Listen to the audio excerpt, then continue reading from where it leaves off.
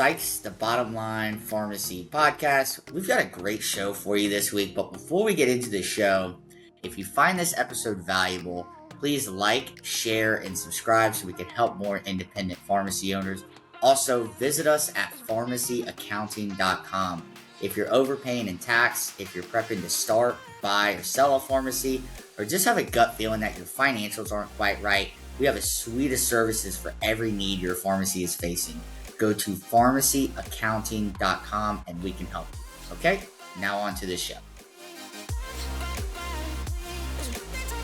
Well, anyway, Amina, we thank you for getting on and taking some time out of your busy schedule with us today. And Austin, what do you got on the agenda today with Amina? We talked at Connect. You told us about this Dementia Care program that you're looking at either rolling out in your pharmacy or you've already kind of rolled it out. I think that'd be a great thing to kind of talk about what exactly that entails, how you got into that. I think that'd be really great to talk about. And then, of course, the Africa stuff as well, because on the side you've got Africa trips that you're hosting. So she's got all sorts of revenue stream, which is huge for pharmacy right now, right? You can't just fill scripts.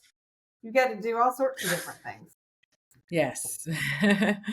So you wrote the book. Well, you wrote the book on clinical services. So yeah, we still have a lot of pharmacies, or we see pharmacies that are not sure how to get into that space, or maybe they don't have the volume of providers, or just not sure where to even start with clinical type services with other providers. So maybe start there, Amina, if you don't mind. So what I've learned from the years, it's really about relationships. That is something that is so underutilized or undervalued.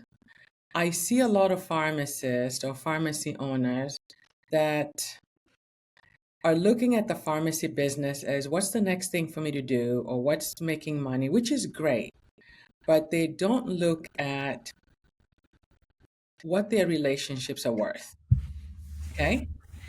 And when you think about relationship, it takes us into the human side of business. And if you're a pharmacist, you're not selling just products. You're selling solutions to people's problems. And when you think it that way, you start to say, what's happening in my community? What's happening in my family? What's happening in my friends? So whenever I have conversations, a lot of my friends my age right now, the conversations are really around taking care of family. Right? My dad's going through this. My grandma is going through this. So in these conversations, I think, how could I solve that? It would be something so simple that someone will tell me, oh my God, I'm so stressed because my grandma just got out of the hospital and we don't know, it was so stressful. We don't know where to take him. We don't know what things to buy. And then I'll say, hey, do you have an independent pharmacy in your area? Do you know they package medications or they may offer home equipment? They're like, really? They don't even know where to start. You see? And so I start teaching them that. And that's when they'll call me back and say, that was such a relief. You're right. We found in the Ohio area and we found this independent pharmacy. I've never really gone into an independent pharmacy and it was so good. And I got to order this. I didn't even know there was something like a raised toilet seat because we were struggling to get, So I'm like, and yet that's revenue, right? But if a pharmacy just says, hey, I just want to get and do DME and make money, and you don't think about what that does for families and what that does for people, I think you have short-lived profits because you're looking for the next thing and the next thing, right? So that's how I think about these clinical services are solutions, okay? So at the same time, I was hearing more and more about dementia, okay? Several of my friends, my dad has dementia. And then when I'll talk, someone is like, yes, I think that's what's happening with my dad, or that's what's happening with my mom. And I'm like, okay, here's a new problem that's very close to me, that's very personal. So many people are touched by it. How do I leverage my accessibility in the community to educate?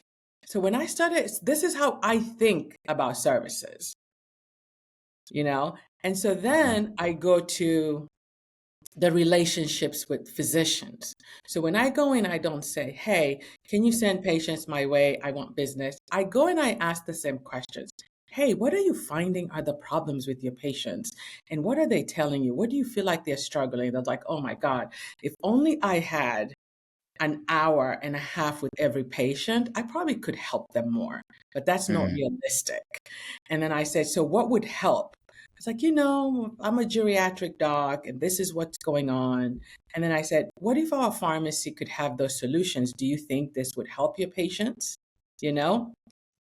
And we'll talk through that. And then I'll say, do you know a pharmacy does not get paid to do anything extra than put those pills in the vials? And they go, are you kidding me? For all the stuff that you guys do?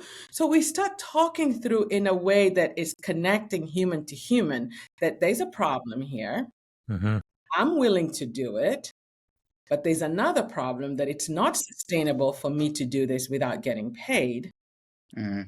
Then we move to me and my team are willing to do this. Do you know you have tons of unutilized physician fee schedules, Medicare, these insurances, they want you to help these patients, but what you're telling me, either you don't have the time, you don't have the expertise. So why don't we look at a way that you could contract us to be that extension? And here are the rules of engagement. They already exist. If you look at hospitals, they've hired nutritionists, they've hired physical therapists, they've hired clinical pharmacists, because there's a way. Because you're independent and I'm independent, we feel like we're alone. But why don't we look at a playbook that already exists, understand the rules, and then let's just do it through legal contractual. And that's how I've moved into a lot of these resources or solutions. Does that make sense? It does. That's the bottom line. Thank you, everybody, for listening. We'll see. I think that's so smart, and why no one has done this that I'm aware of that I talk to a lot, but is actually not just like you said, not just pushing the business, like going into these doctors in the offices and throwing them some donuts and saying like, use me, but ask questions like, what are you hearing the most of? What can what is needed? It should be smart. Yeah. To me, it should be pretty easy for pharmacies to do because this is natural for you guys. It's natural. Patient care is what you guys do. I'll tell you why it's not. It's because of the stories we tell ourselves. We've put these titles. It was like, okay, that's a doctor, and you've made up stories as to why they don't want to work with you, or you don't think about them as they're a hot mess like we are if they own their business. They are struggling with staff. They're trying to figure out their next revenue stream. So their lack of engaging with you has nothing to do with you, it has everything to do with them. So when you start to learn about them and their struggles, it's not about what I can do, because I can go in with a laundry list. If that's not what's helping them, it doesn't matter. So they'll say, okay, yeah, we'll refer patients to you. But really getting to that relationship. Doc, do you love your job right now? Because I'm starting to not like pharmacy. How do you feel? Like, those are the conversations I really have with providers. Like, do you feel like you're practicing? Like, yes, people think it's cool you own your own business, but do you feel like quitting sometimes? They laugh and they say, oh, yes, every single day. And we have a lot more in common. Right. And once you establish that we're all small businesses, we're all in healthcare. Healthcare is so complex in the US. It's really so messed up. Yet we've chosen this pathway and we need to be innovative in how we make it work. Right. How do you get through to the providers themselves? Do you ever find roadblocks there or issues getting to the actual decision maker there, the provider? If you go to the large health systems, yes, right? Mhm. But the smaller ones, especially in your communities, there's going to Hmm. be one or two that you've done a great job and the front desk know who you are. Patients go to you. It's much easier not to go in as a promoter. Right. You know, it's much easier to go in and tell the front desk, I would like to talk to either your practice manager or the physician to just figure out about a lot of challenges that are happening in healthcare that are affecting our mutual patients. And I just want to figure out how this is playing out for you guys, including patients choosing the wrong insurance that they can no longer come to you guys. I would love to know what insurances you guys accept or don't accept, because in the pharmacy, we're having to think that way. Suddenly, there's a problem that Mhm. you're trying to solve, and it becomes much easier for them to get you Mhm. to the decision makers.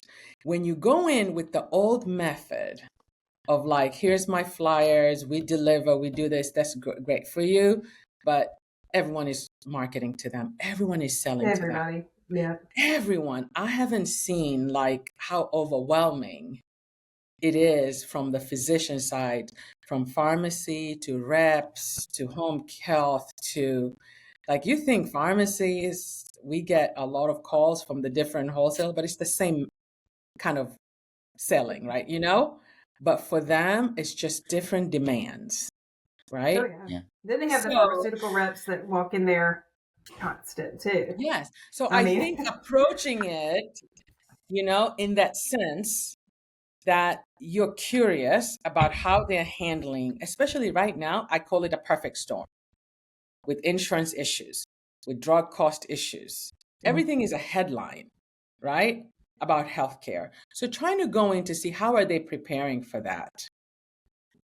Now, once you're right. in, you can, of course, introduce yourself, your background, your pharmacy, what you do, and then get to know what they're doing and share. Pharmacy, I feel like we have so much information that could help these physicians, and we're not sharing. Because Yep. what has happened to us is happening to them now. Why? Mergers and acquisitions of the big health systems, private equity acquiring independent physicians. We already know what that looks like, right? We had mail order, they have telemedicine coming after their business, right? No one's going to Yep. be walking into their doors anymore. And so they're having to change and adapt to this new world, right? Whether you are, because even Medicare patients now have smartphones, Mhm. right?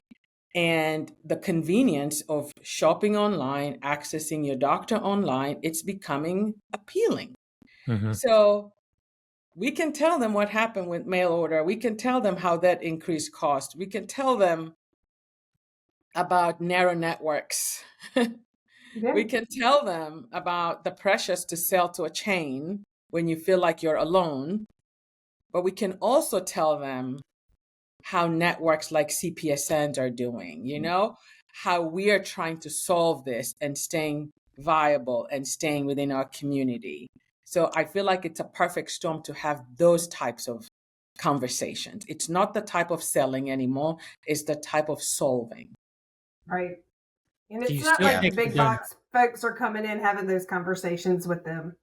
So if Yeah. I No, was a doctor, I would really appreciate it's having, refreshing for them. yes, They yes, want to see that there's a strategic collaborative fit for the gap that they're missing with their current patient base. They right. don't want someone coming in saying like, "Oh, we do med delivery." It's like that's great, but most pretty much Amazon every does pharmacy that, does it. you Right? know? Yeah. Exactly. Their Exactly. EHRs. I was at one of our clinics and I had signed up to do a televisit. And while I was waiting on the televisit waiting room, Mhm. there was an Amazon commercial. They didn't even know that, you Ah, know? Listen, they didn't even know that. And it was telling me why I should be at Amazon and how they'll drop in my prescriptions. It was so appealing and so convincing while I'm waiting. while you're Because waiting to do what that, has yeah. Amazon do? What has Amazon done? Telemedicine. So this person's at home. virtual delivery, virtual visit and delivery. They don't have to leave their home. Right. Mm-hmm. And I went to the room and I said, let me tell you something. You know what was happening in it? They were like, really? I was like, imagine if patients were waiting on the pharmacy on the phone, and I'm telling them how they can just go to the telemedicine docs, right? He was like, oh, he started laughing. I was like, I'm telling you, we are teaching our consumers in our community not to need us. Because he was like, I don't know, we just got this software and I didn't know about that. So they went in and they demanded that it get stopped. But we learned of an opportunity that they could have been talking about their own services. Mm-hmm. It was so things like that, observing and trying to help both sides. Yeah. And that goes back to Austin, the theme we've had a lot past few episodes is being an advocate just in your community, not only in the Congress and your political advocate, but your patients as well, in terms of what they're seeing and what they're interacting with.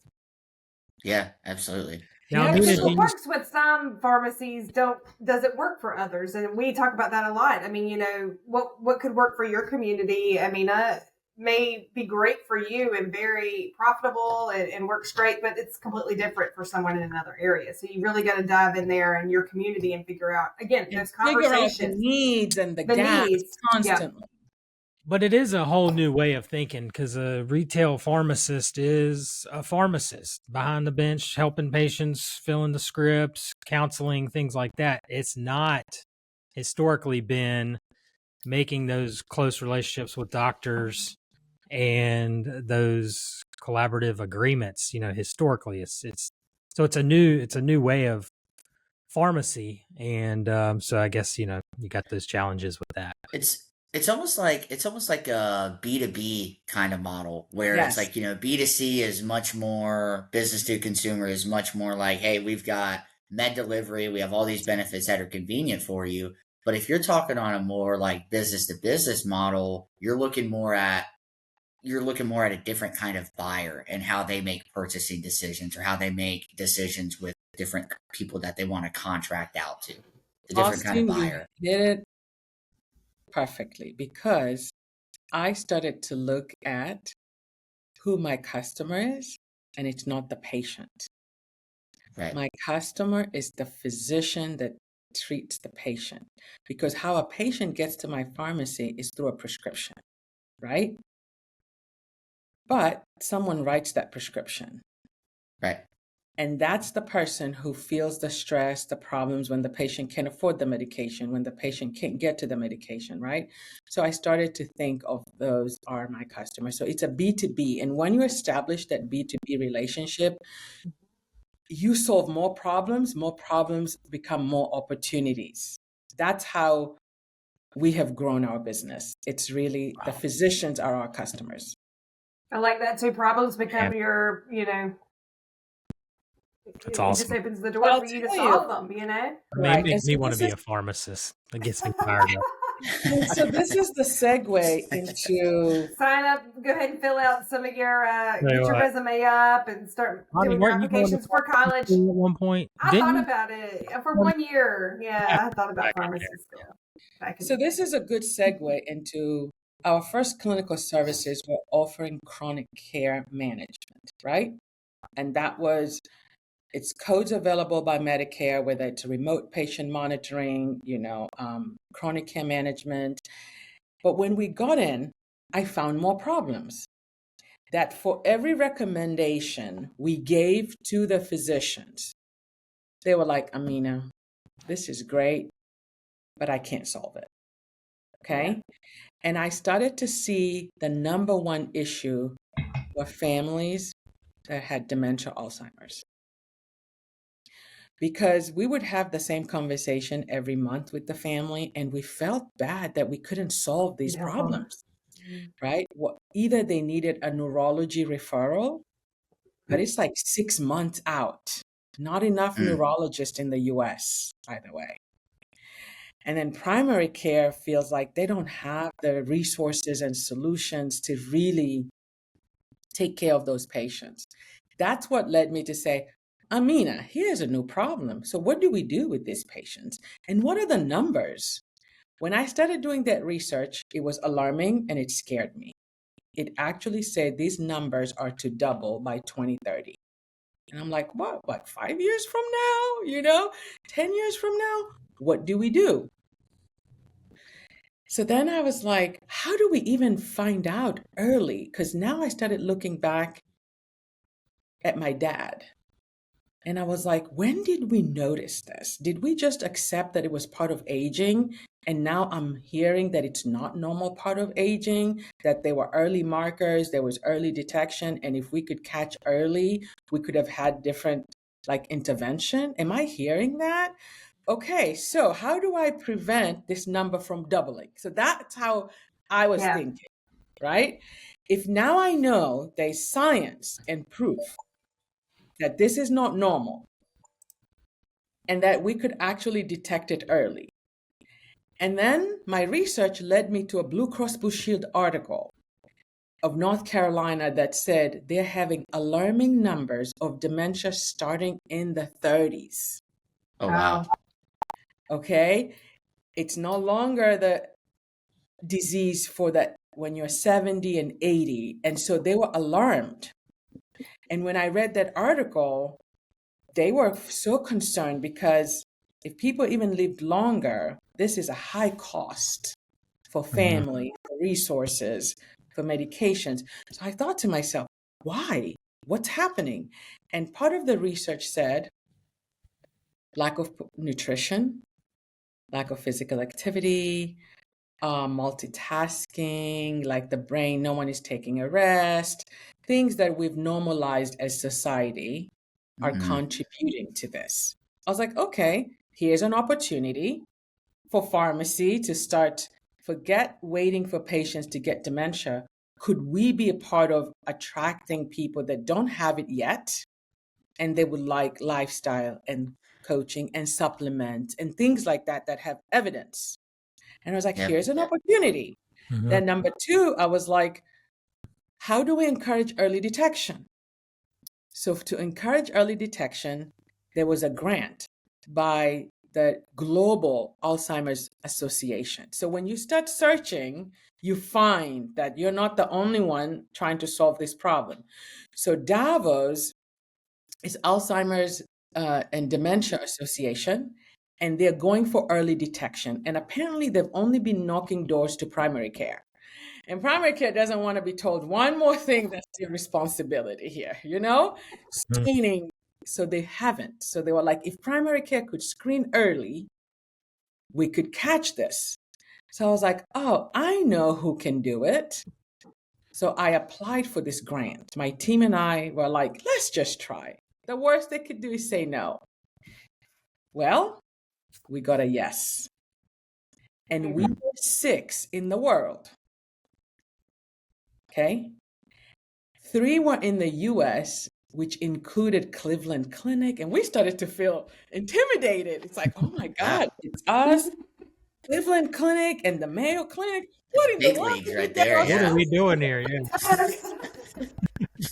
And we like, what in the world did we get ourselves into? But when you told us in the meeting, they said we were very intrigued in how you thought about pharmacists in the community. We never looked at them as a place for early detection, early screening. When we got that grant, we were so naive. We just applied for very little bit money. Well, people got millions. We only got about $100 and something thousand. So we asked for very little, but it was good that we got it in. And our results, we were the fastest to finish this study because we called upon independent pharmacies. And they were like, how did you guys get? I was like, patients have trust with us. Yeah. Like, how come the docs are saying, or when we hire researchers to go in the community, I was like, yeah, no one's going to trust you if they don't know you. But when we asked our patients, hey, we would like to kind of do early screening and this is why, we got it. But then the results were scary. About 79 or 80% of these patients, it was their first time to be screened for this. And 80% of them had mild to moderate cognitive decline already. Mm. But as a pharmacist, we immediately identified medications on board that were causing the cognitive decline. Mm. Yes, now we had, whoa, here are the results, and whoa, there's the med. And that's For something. example, medications that treat overactive bladder, Mhm. high anticholinergic, huge in cognitive decline. But there was alternative medications that had less anticholinergic. So we started sending recommendations to the providers. And I was like, here's an opportunity. I could see clearly if someone is, if a group of healthcare providers are really going to get into the fight of dementia, it's going to be community pharmacists, and it's going to be the independent pharmacies that have the time, that have the resources and the care for the communities. And I've had this as proven. But when I went to primary care, they were like, Amina, the reason why we're not screening is we don't know what to do with these patients. So it's kind of like everyone is waiting till it finally hits rock bottom and you go to a nursing Right, home where and it's more care. bad. Yeah, yeah. In between, they were like, we don't know what to do or how to do it or the time and resources. So then I said, here's another problem. How do I solve this? Yeah. Early And that intervention. led Yeah. me that led me to a group of physicians known as rehabilitation physicians. They're called physiatrists, and they're physical medicine and rehab. They're mostly found at the very end when you're now in a rehab. Okay? And apparently, they have been struggling to see, how do we not meet these patients at the end Mhm. when we cannot do anything? So they're there trying to solve this puzzle to be Yeah. like, man, by the time patients are in the rehabilitation or memory care, there's very little we can do. So there was a group of them saying, how do we get upstream? How do we get them earlier? Because they Right. don't work in primary care. They don't work in community setting. They work in injury facility at the very end, ALF. At that time, so I asked them, would you like to collaborate? I know who can find you these patients earlier. And that's how I got into dementia. And so between the physical medicine and rehab docs, and now I'm pairing them up with CPSN pharmacies, and we formed a physiatry pharmacy collaborative. Hmm. And with this, we went to Medicare. Yeah. And we wrote a proposal to Medicare. And Medicare said, our need right now is not early detection. Our need right now, financially burdened, is those who already have it. If you guys could apply for that innovative model, how can you help the person who's already diagnosed and their caregiver? Because what they're worried is their caregiver is the next dementia patient or the next person who goes into severe depression, mental illness, loss of work, you know? And so we applied for that and we got an 8-year contract directly by Medicare. There is no middleman. It's Medicare directly to our new formed clinic. And it's an innovative model to see if in America today, could we reimagine how to take care of a dementia patient? And their criteria is it has to be community-based. Mm-hmm. It has to be collaborative with interprofessional. And it has to include the caregiver in addition to the patient. So the caregiver becomes your patient and the patient with dementia becomes your patient. And so we went live July 1st. So you guys are finding us in our first month. We had a year to prepare. And part of the preparation is we're now converting our pharmacy technicians to be dementia care patient navigators.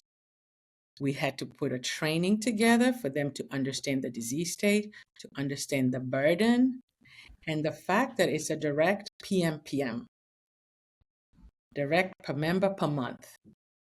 And Right. so we took this from our pharmacy and we went to CPSN and said, guys, only 400 of these practices have been given this opportunity, and Medicare has no desire for new ones for the next 8 years. So we're in.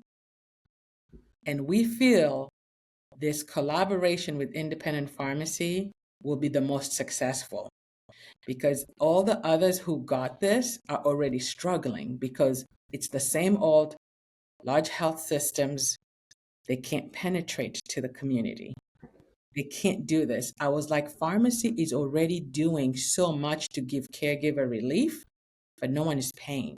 That delivery we offer, that bubble packing, that medicine call is so valuable to a family that's taking care of a person with dementia. And they're so used to it's like a service, but no one's paying for it. So my thoughts were, what if we paid pharmacies to do exactly what they already do? Wouldn't they be happy?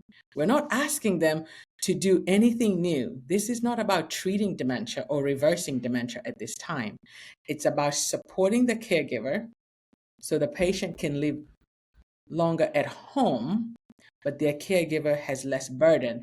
And suddenly your pharmacy is officially their navigators, but you're getting paid, because no independent pharmacy would receive a call from a frantic caregiver and not help, right?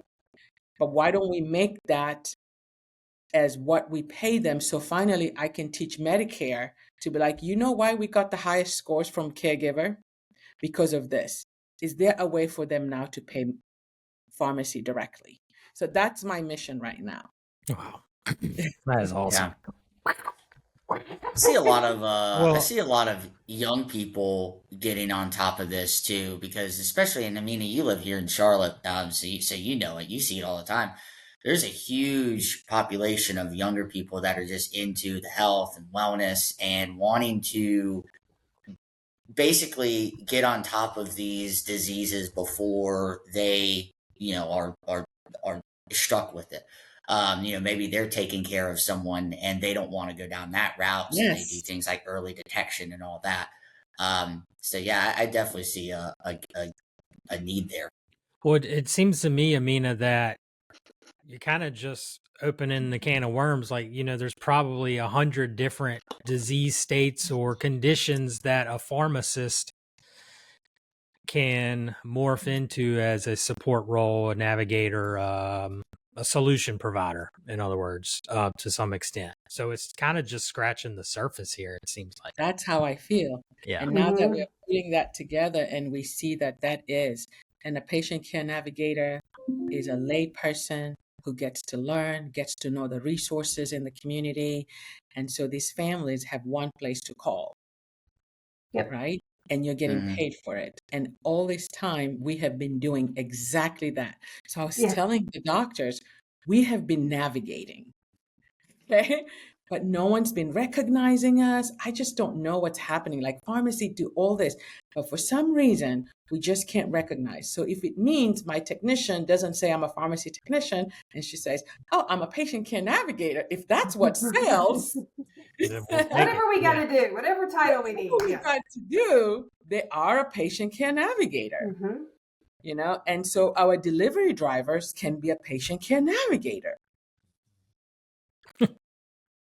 So it's been really cool, and we're very excited. And I'm actually even more excited because out of the 400 that joined or that were approved by Medicare, 50 already quit. Whoa! Wow! Because it's hard. But for pharmacy, we're already doing it. So I feel like we might be the only ones standing. Wow. Comes second nature. It's built into how you guys do things, for sure. Yes. Wow. I do love. I have to go back. That made my day when you said that you got the grant along with like the Cleveland Clinic and the Mayo Clinic. We're like, whoa! I was like, oh my goodness, like. Well, Mina, it's an awesome story, and I'm sure you're very busy, so we won't hold you too long. But we certainly appreciate you, as always, hopping on the podcast with us today. So thank you, and hope everything goes very well with everything here. Thank you. Much And I'm sure appreciated. you'll have something else coming Yes, we're going to keep always Yeah, in the pipe, right? we'll Problems keep that. out. Yep. and build the solutions around it.